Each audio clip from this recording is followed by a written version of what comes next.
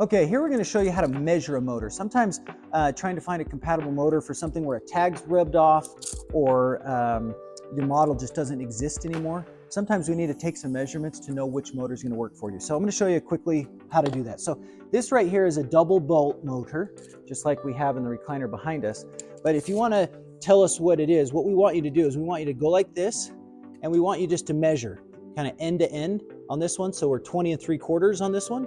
So that's how we'd measure this one. On this one, sometimes even if you want to just take a picture of it like this and and send a picture like it with the tape measure laying next to it, that helps us. But you can measure here. Here we want to measure, this is fully closed end to end, what it measures over here. So that's end, so about 19 inches. Sometimes you can just measure right here. That helps us as well. 14 3/4 inches. That helps. Same idea on this one right here. This one has a clevis on one side, a bolt. We don't actually use the bolts here, but we'll still measure it anyway.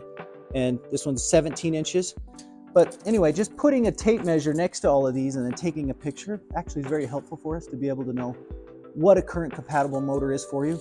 Like I said, if your motor's old and it's not being made anymore, it doesn't mean all is lost. It just means we need to help you try and find one that is the current compatible motor.